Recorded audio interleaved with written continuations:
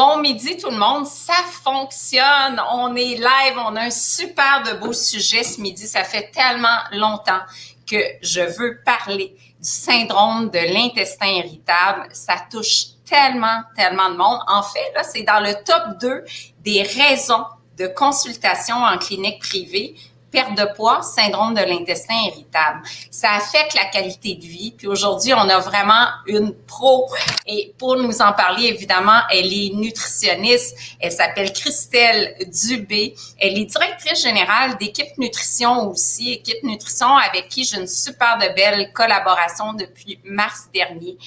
Équipe Nutrition offre des services de consultation clinique partout dans la province et même au Canada maintenant. Il y a une cinquantaine de nutritionnistes qui travaillent pour Équipe Nutrition.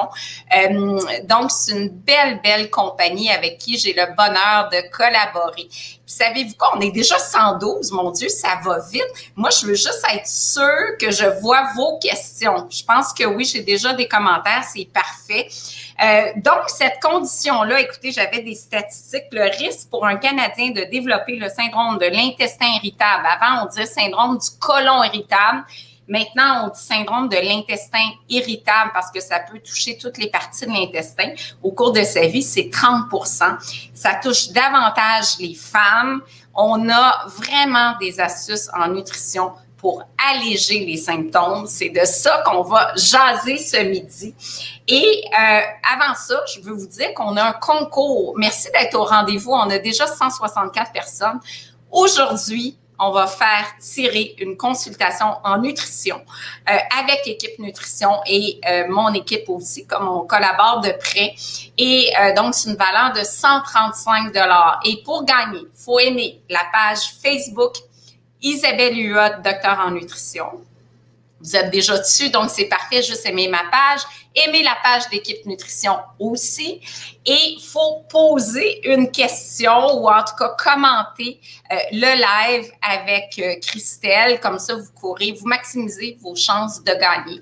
Et puis, ben, mon équipe va déterminer la personne gagnante à la fin du live. Je dois vous annoncer aussi que la semaine prochaine, on a Mélanie Marchand qu'on adore, hein, notre chef préféré qui va vous donner des recettes santé pour les fêtes. On cuisine plus en grande quantité, hein, on peut plus recevoir, mais je pense que on peut fêter quand même et se faire plaisir avec des recettes gourmandes et santé en même temps. Donc, ce sera mercredi prochain, le dernier live de la saison. Puis après, on va recommencer en janvier avec un kinésiologue. Là, j'ai hâte de vous le présenter, un docteur également que je vous présenterai un petit peu plus tard.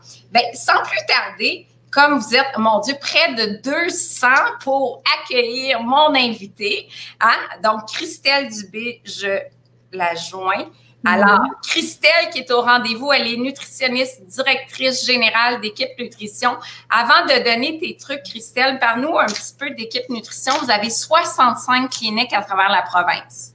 Oui, absolument, en clinique, mais aussi en vidéoconférence. Donc, ça rend encore plus l'accessibilité aux services à tous, des nutritionnistes à travers le Québec, mais aussi à travers le Canada, comme tu l'as bien présenté. Donc, merci de m'accueillir aujourd'hui.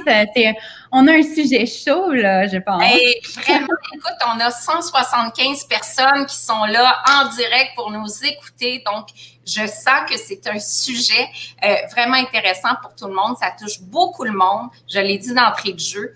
Premièrement, Christelle, comment on peut poser un diagnostic de syndrome de l'intestin irritable? C'est quoi les symptômes les plus fréquents, là? Oui, ben en fait, les symptômes, il faut savoir que le portrait des symptômes va être différent d'une personne à l'autre. Parmi ce portrait-là, il y a une altération au niveau de la fréquence, de la consistance des selles. Donc, certaines vont être plus constipées, d'autres, ce sera plus de la diarrhée. Et il y a des personnes qui vont alterner entre les deux aussi.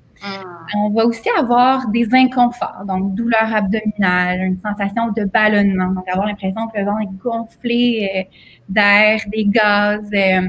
Après les repas, hein? Fait que c'est un gonflement démesuré du ventre après le repas ou en tout temps? Ben, c'est pas juste après les repas, non. Parfois, on se réveille, on est ballonné. Des fois, c'est durant la journée. Donc, ça se pointe sans prévenir, finalement. Puis, sans nécessairement qu'il y ait toujours une routine, finalement, qui est pareille. Il y a la fatigue aussi qui peut être un symptôme chez certaines personnes. On parle aussi de sensation d'évacuation incomplète, comme on dirait. Il me semble que c'est pas soulageant, c'est pas confortable encore. Ou d'autres où là, c'est urgence, puis on a de la misère à se retenir, puis il faut que ce soit là. Fait qu'on comprend à quel point ça affecte la qualité de vie. Puis comment on peut distinguer, par exemple, des maladies inflammatoires de l'intestin, maladie de Crohn, colite ulcéreuse et même la maladie cœliaque, là, qui est l'intolérance au gluten. Oui, ben en fait, nous, on est des nutritionnistes, on a l'expert au niveau de l'alimentation. On a besoin parfois d'un expert au niveau du diagnostic pour nous aider. Donc, c'est important d'en parler à son médecin pour au moins s'assurer que ce soit pas autre chose qui cause ces symptômes-là. Parce qu'effectivement, il peut y avoir des points en commun, par exemple, entre la maladie inflammatoire ou comme la colite ulcéreuse ou la maladie cœliaque, entre les symptômes. Donc, du moins, d'aller jusqu'au bout, d'en parler à son médecin pour s'assurer que ce soit pas autre chose et on évite les autres diagnostics, finalement. En attendant de voir son médecin, parce qu'on s'entend, parfois, voir son médecin, c'est peut-être dans 6 mois que vous allez le voir. Donc, je pense que consulter un ou une nutritionniste, ça vaut vraiment la peine parce qu'on a un impact direct sur les symptômes. Donc, justement, pour alléger les symptômes, ça serait quoi l'approche nutritionnelle, Christelle, à prioriser, là? Ben, vous avez peut-être cet acronyme sur le bout de la langue. On entend parler de FODMAP souvent, en fait. C'est assez populaire. Qu'est-ce que c'est les FODMAP? En fait, ce que ça veut dire, c'est fermentescible. Attention, là, je m'avance dans des mots compliqués. C'est bon parce que moi, je n'ose jamais aller là si j'ai pas mon petit carton. Oligosaccharides, disaccharides, monosaccharides et polyols. OK, ça mange quoi en hiver, tout ça, maintenant? Bien, justement, vulgarise, là. Qu'est-ce que ça veut dire, ça? Hey, on a plein de monde. On a 200 personnes qui est au rendez-vous. Merci, mon Dieu. J'ai tellement de questions déjà. On a plein de bonjours. C'est un sujet qui vous préoccupe, qui vous concerne. J'ai plein de questions. Donc, c'est le fun. Bon, vulgarise maintenant les FODMAP. Vous arrivez au bon moment. Donc, on y va dans la simplicité. C'est tout simplement des glucides, donc des sucres, qui sont peut-être un petit peu plus difficiles pour certaines personnes à digérer, à absorber. Et qui, une fois qu'ils se retrouvent au niveau de notre petit intestin, bien, c'est un buffet pour nos bactéries. Et là, ça peut créer de l'accumulation de gaz, des symptômes, etc., etc. Donc, des FODMAP, c'est quoi? Ce sont des sucres qui sont plus difficilement digérés pour notre système digestif, finalement. Donc, si je comprends bien, si on a ce syndrome-là, il faut retirer les FODMAP. Puis je pense que la meilleure personne pour le faire, c'est d'être accompagné par un professionnel de la nutrition.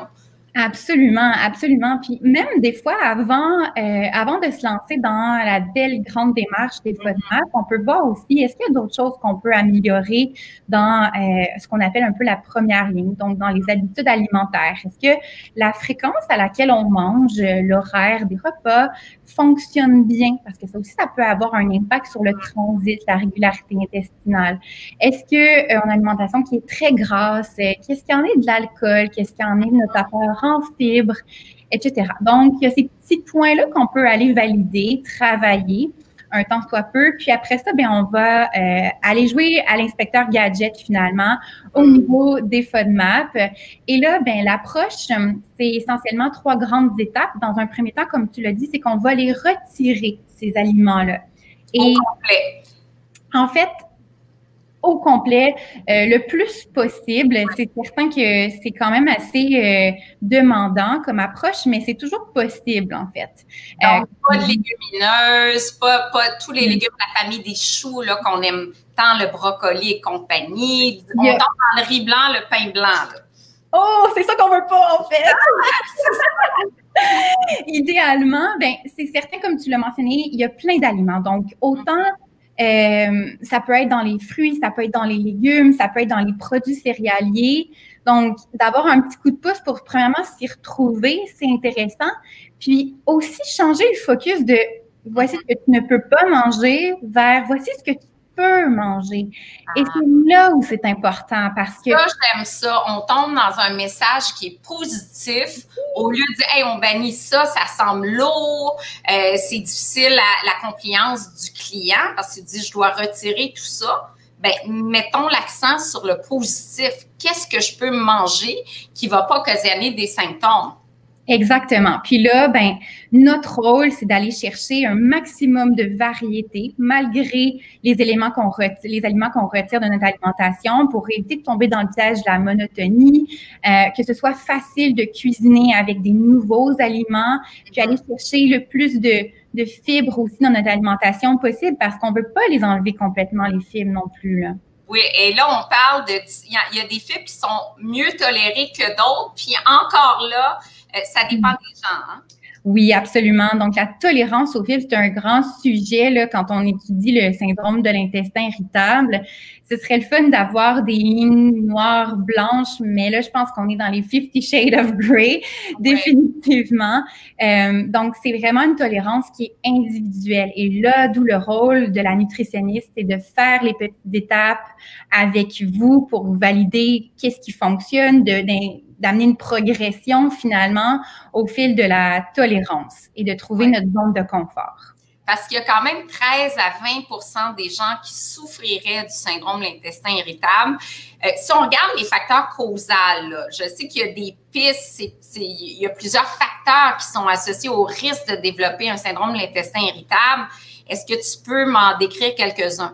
Ben oui, absolument. En fait, la cause, elle est incertaine, puis il y a plein de pistes.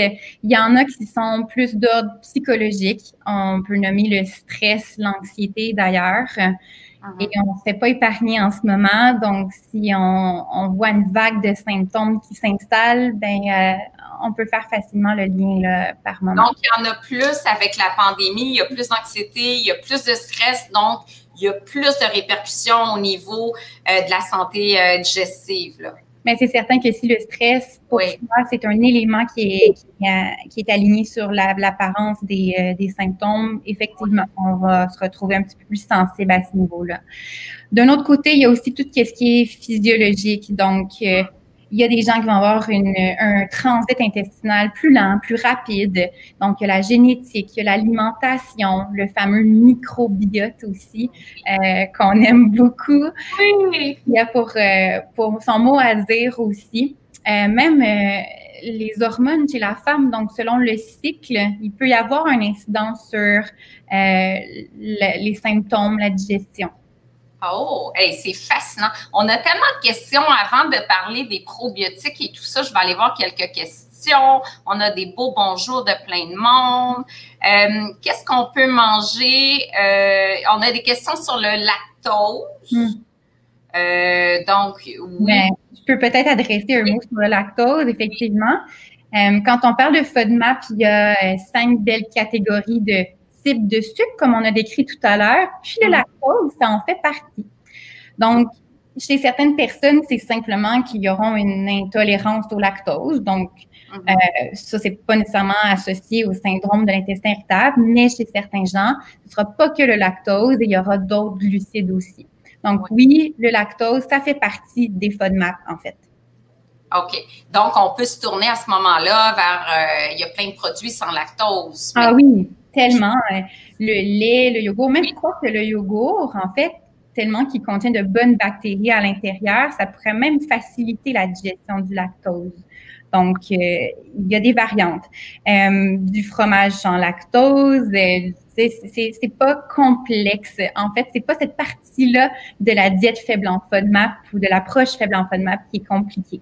Est-ce que du côté des boissons végétales, il y en a une qui est mieux tolérée?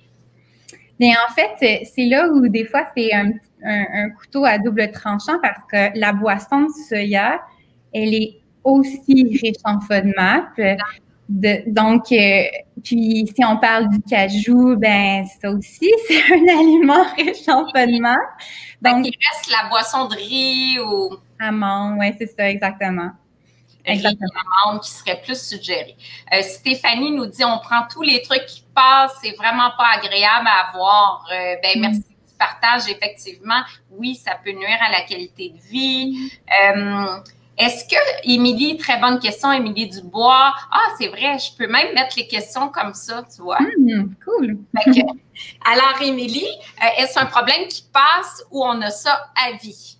C'est une excellente question. En fait, ça peut effectivement être transitoire. Puis souvent, en fait, ça apparaît à un certain moment de la vie. Dans les études, on dit même que des fois, ça peut apparaître après une grosse gastro-entérite. Donc, c'est vrai que ça peut passer, ça peut être transitoire, ça peut aller et venir. Il n'y a pas de modèle pareil pour tout le monde. Après, peut-être des antibiotiques, je ne sais pas s'il y a un lien, s'il y a des antibiotiques, ça va affecter le microbiote, puis peut-être qu'il peut avoir à ce moment-là des symptômes qui surgissent. Ici, pourquoi les crudités sont rendues impossibles à manger? Merci, France. Mais les Big Mac, il n'y a aucun problème. Hey, ça, c'est une bonne question, France. Comment ça que c'est les aliments qui ne sont pas nécessairement santé qui passent mieux?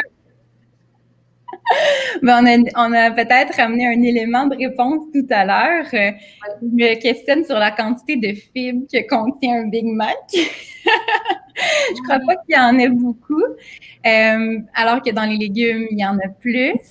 Donc, tu sais, dans la viande, il n'y a pas de FODMAP. Ça peut avoir un lien avec l'élément de réponse. Quoique les gens qui vont avoir de la difficulté à digérer le Big Mac parce qu'il est plus gras aussi. Et ça aussi, ça peut avoir une répercussion sur les symptômes.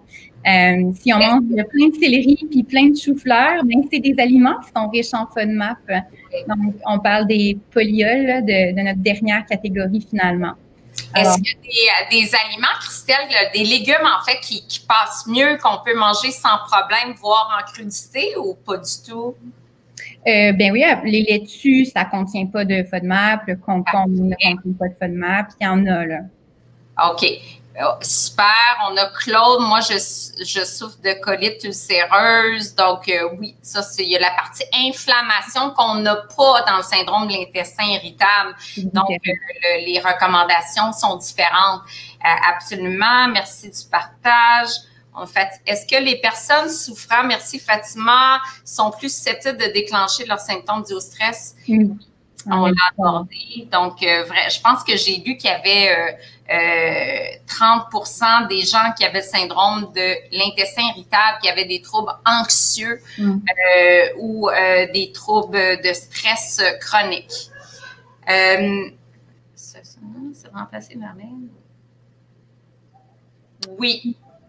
Oui, ça, je ne sais pas si tu as quelque chose à ajouter sur cette question-là. Si même des sources intéressantes en dehors des produits laitiers. Mon petit point là, qui m'accroche sur ça, c'est le fromage, en fait. Tu sais, le lactose, là, c'est un sucre, mais quand on transforme un produit laitier, souvent, il y a des processus de fermentation. Donc, la fermentation vient digérer ou utiliser les sucres qui se retrouvent dans le lait, qui est le premier produit qu'on utilise. Dans le fromage, il y a plusieurs fromages qui contiennent très, très peu de lactose. Donc, plus on va vers un fromage qui est vieilli, comme par exemple le parmesan, là, il n'y en a pas. C'est négligeable la quantité de lactose qu'on y trouve. Même chose pour les fromages suisses, par exemple. Donc, il y a des possibilités au niveau des fromages. Puis aussi, c'est toujours une question, il y a un élément qu'on n'a pas nommé tout à l'heure, mais les symptômes du syndrome de l'intestin irritable, c'est pas comme une allergie, hein. C'est pas qu'on mange un aliment et tout de suite, ça provoque des symptômes. C'est souvent un phénomène de vase qui se remplit puis qui déborde. Donc, il y a un phénomène d'accumulation. Si je mange de petites quantités d'aliments qui contiennent des FODMAP, je vais m'en sortir très bien. Et c'est là aussi l'objectif de l'approche faible en FODMAP, c'est que c'est pas une diète d'éviction qu'on garde pour toute la vie. C'est seulement que transitoire. Et ça, c'est important parce que il y a des risques aussi à maintenir une alimentation restrictive là, au niveau des carences, de la variété, etc. Donc, c'est seulement quelque chose qu'on fait pendant quelques semaines, qui met au repos notre système digestif. Après quoi, la partie qui est le fun, en fait, pour moi, c'est la partie qui est le fun, c'est les challenges. Donc, on vient tester des aliments qui contiennent chacune des catégories de FODMAP. Et c'est là qu'on apprend un peu plus à connaître la tolérance de notre corps individuel. Donc, est-ce que pour moi, ce qui cause le plus de problèmes, c'est véritablement le lactose? Est-ce que c'est plutôt le fructose? Est-ce que c'est plutôt les légumineuses, le blé avec ou les fructans plus précisément? Alors, on fait les tests. Ça nous donne des éléments de réponse sur ce qui fait pas, en quelle quantité, petite, moyenne, grande. Après quoi, quand on a terminé les tests, on passe en mode réintroduction. Là, c'est merci, c'est pas pour toute la vie. Et d'où l'importance d'être bien accompagné, hein, parce que c'est vraiment un exercice qui est très difficile à faire seul. Et puis, je pense d'être accompagné, ça peut faire toute la différence. Et là, tu m'amènes au point, tu parlais du blé, des fructans. On pense souvent que c'est le gluten, mais en fait, c'est pas vraiment le gluten qui est problématique dans le blé, là. Ben, en fait, pas dans cette pathologie, pas dans ce trouble digestif-là, là, pas du tout. En fait, où on crée cette confusion, c'est que dans le blé, il y a des fructans, qui est un glucide de la catégorie des FODMAP, et il y a du gluten. Le gluten, là, c'est une protéine, alors que les fructans et les FODMAP, ce sont des glucides. Donc, c'est là la grande différence. Donc, c'est pas dit que si on y va dans le sans gluten, c'est sans FODMAP, là. C'est pas du tout la même chose. C'est pas la même chose et souvent les gens confondent. Ici, ça c'est une bonne question aussi. J'ai l'impression que mes symptômes sont pires depuis que je n'ai plus de vésicule biliaire. Le lien avec le gras. Merci Christiane que tu faisais tout à l'heure. Donc, plus de vésicule, plus de difficulté à gérer le gras parce qu'on n'a pas de stockage au niveau de la bile. J'ai la même chose, je me suis fait retirer ma vésicule. Donc, oui, ça peut influencer. Ici, c'est bon. Mathie m'a dit, merci Josie du partage, m'a dit que mes symptômes sont causés 50% mental, 50% physique. Donc, effectivement. Pas de mal à y croire. Oui, donc, il y a une stratégie nutritionnelle, mais il y a une stratégie de prise en charge aussi au niveau de faire des activités qui diminuent l'anxiété, qui diminuent le stress. Je pense que ça fait partie de l'approche globale. J'aimerais ça que tu me parles, je continue les questions pendant ce temps-là. Est-ce que le produit à Line est bon ou contre les ballonnements? Bien, ça peut introduire sur le point des probiotiques, en fait, qui est une question qu'on a souvent. Le probiotique, c'est des bonnes bactéries, finalement. Est-ce que ça fonctionne pour le syndrome de l'intestin irritable? Bien, les études sont positives, c'est-à-dire qu'il y a plus de résultats positifs associés à la prise d'un probiotique que si on prend un placebo, finalement. Est-ce que ça a des répercussions grandioses? Je n'irais pas à dire jusque-là. Donc, l'amplitude de l'amélioration des symptômes, c'est variable d'une personne à l'autre, je ne vais pas généraliser, mais la tendance, les études démontrent que c'est pas la chose qui peut régler du tout au tout nécessairement la problématique. Soit dit en passant, un probiotique, ça a des avantages pour la santé globale. Quand on fait une alimentation qui est appauvrie en FODMAP, c'est aussi appauvri en fibres bien souvent. Donc, c'est intéressant d'aller intégrer un probiotique pour supporter notre microbiote pendant le temps qu'il reçoit moins de fibres finalement. Oui, j'aime beaucoup l'idée.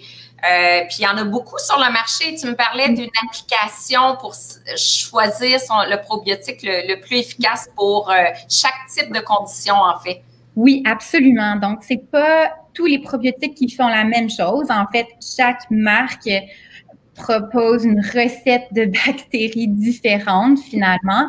Et ce qui est important, c'est de choisir la recette, le probiotique qui a réellement des effets sur la fonction ou la condition médicale qu'on a.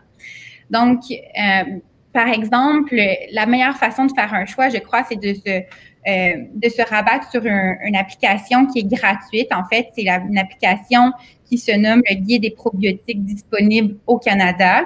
C'est un repère qui nous permet d'avoir l'heure juste sur quel probiotique fonctionne le mieux en fonction de quelle pathologies. Aussi, c'est pas tous les probiotiques qui s'y retrouvent. Pourquoi? Parce que ceux qui s'y retrouvent, c'est des probiotiques qui ont été étudiés dans la littérature et qui démontrent suffisamment de preuves pour dire que oui, il y a une efficacité. Donc, c'est un regroupement d'experts, de chercheurs qui s'attablent ensemble, qui regardent les études et qui disent, OK, ben là, on a de la documentation suffisante et on peut mettre le probiotique dans le petit guide, justement.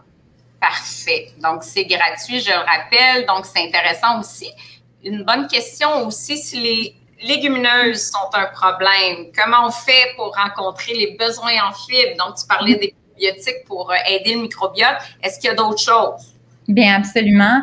Là, les légumineuses, c'est toujours une partie qui est variable. En fait, oui ou non, les légumineuses, c'est pas toutes les légumineuses qui sont équivalentes. Les lentilles, les pois chiches vont contenir un peu moins de FODMAP, et particulièrement quand on les choisit en conserve. D'ailleurs, c'est ce qu'on va recommander. Ah oui? Oui. Je ne savais même pas, OK.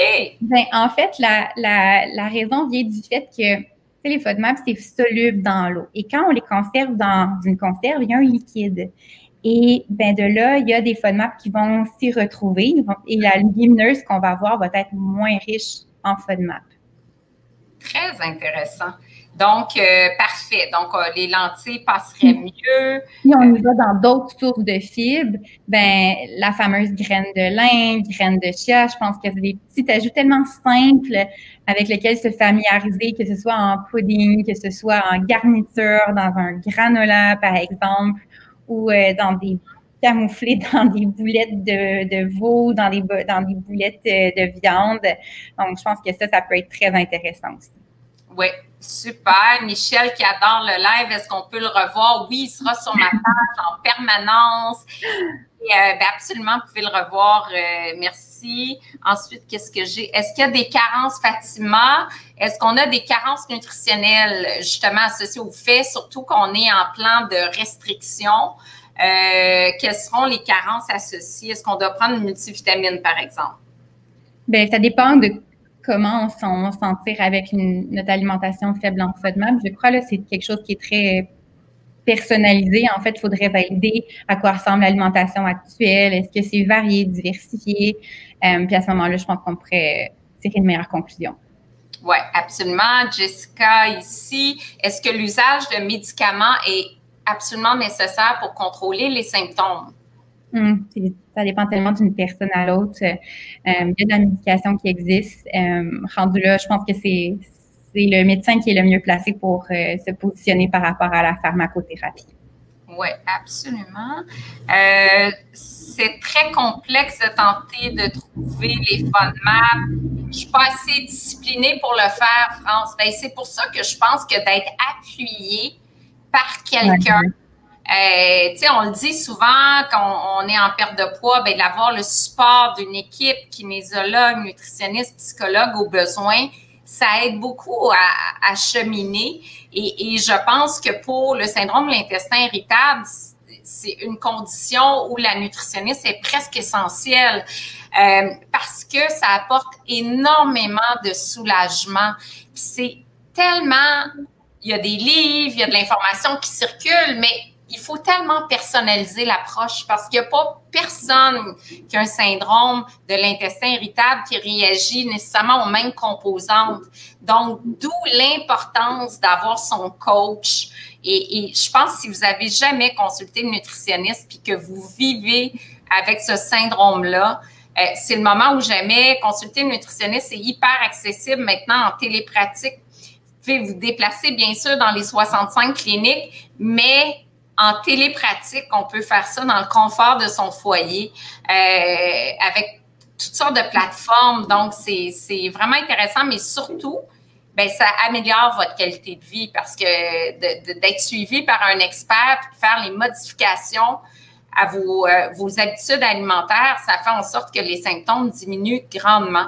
Et ça, je pense que vous gagnez beaucoup, beaucoup côté qualité de vie. Ah, une bonne question ici. Est-ce que, Nadine, l'eau gazéifiée? Mais en fait, le fait de boire des liquides qui sont déjà gazéifiés, si par exemple nos symptômes contiennent, le ballonnement fait partie des symptômes, ben ça se peut que ce soit quelque chose qui soit pas nécessairement aidant, là, tout dépendamment de la quantité qu'on boit, la fréquence et la sensibilité qu'on a à ça. Oui, puis plus les bulles sont grosses, plus c'est difficile à digérer. Donc, par exemple, la Perrier qui est regazéifiée à la sortie de la source, c'est des bulles très bien formées qui génèrent encore plus d'air qu'une eau minérale avec de très fines bulles comme la San Pellegrino. J'ai Maryse qui dit « J'ai le diagnostic de colite ulcéreuse. Est-ce que c'est les mêmes conseils? »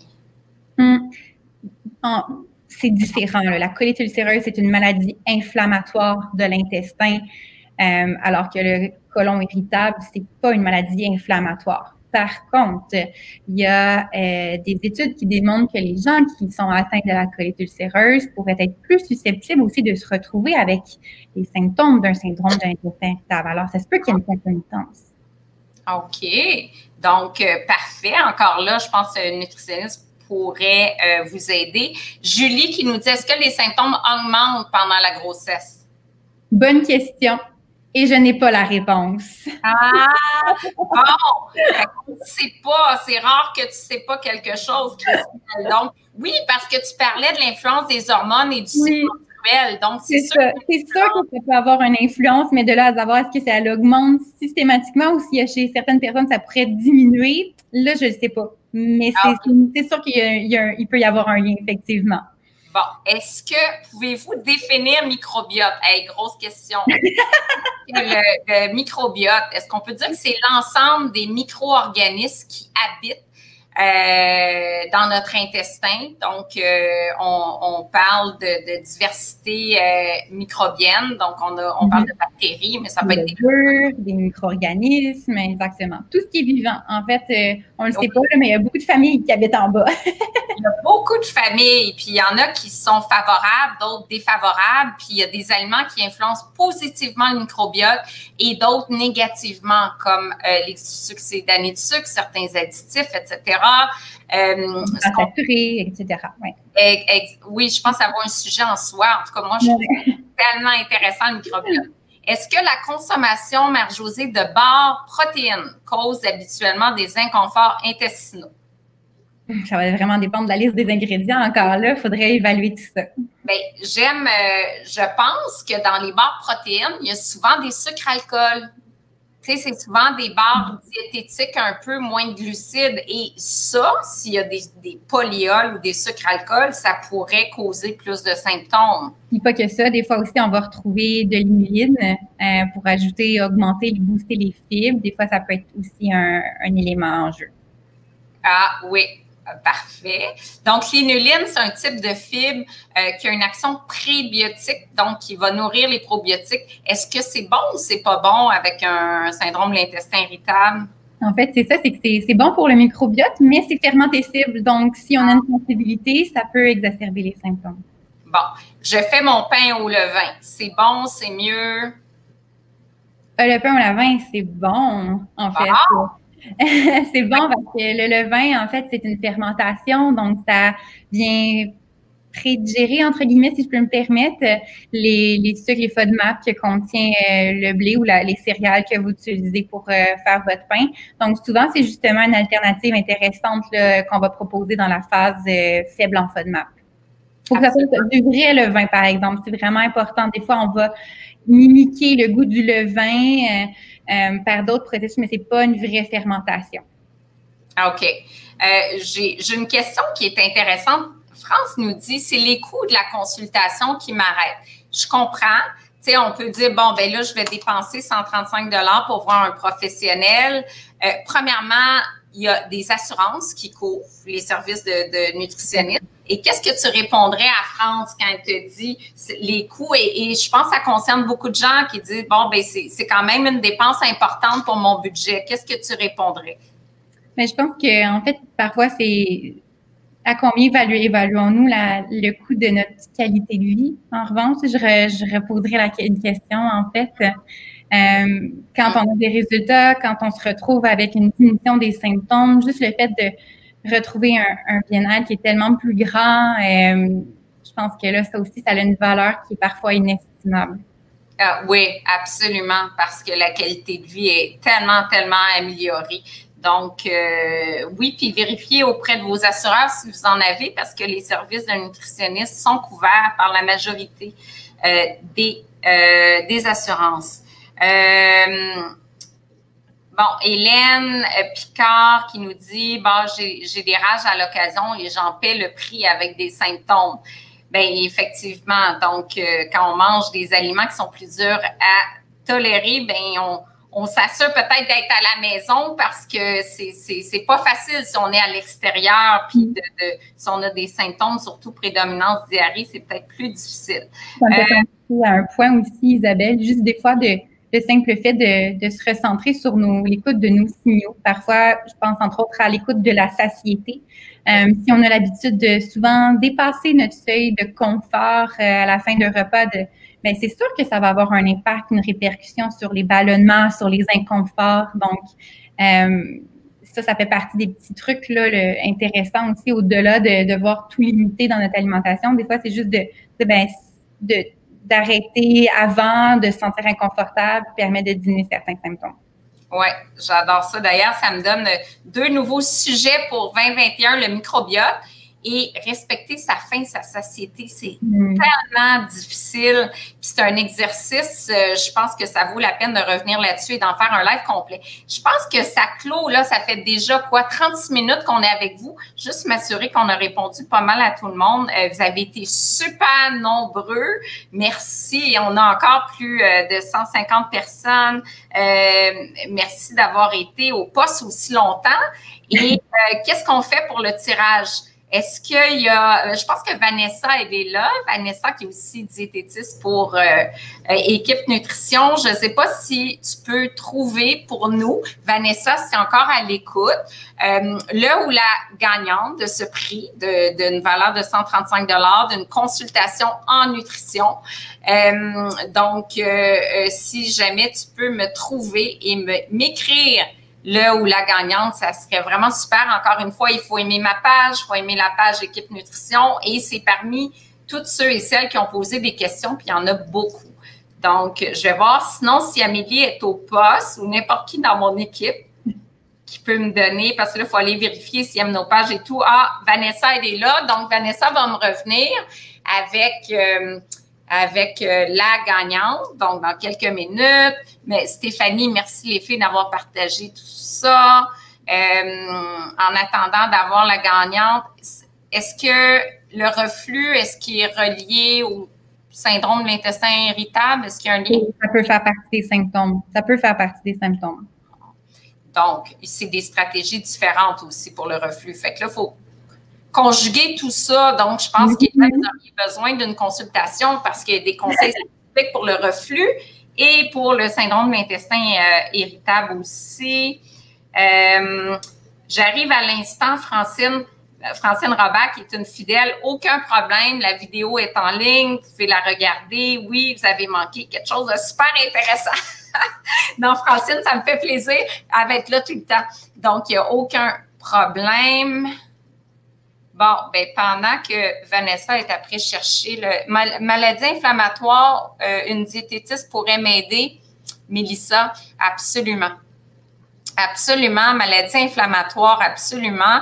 Bon, Vanessa nous informe que la gagnante de la consultation en nutrition, Équipe Nutrition, Isabelle Huot, docteur en nutrition, c'est Émilie Dubois. Donc, Émilie Dubois, vous gagnez la consultation. Là, j'ai mis mon site Internet. Vous allez voir toutes les cliniques, encore une fois. Mes cliniques sont propulsées par Équipe Nutrition. Donc, voici, vous pouvez choisir votre clinique pour une consultation virtuelle. Je pense que c'est plus pratique en ce moment, mais ça peut être en personne aussi, selon votre choix. Et je pense que ça termine le live d'aujourd'hui. Merci tout le monde. Merci beaucoup, Christelle. Tu es une mine de savoir, tellement professionnelle et tout.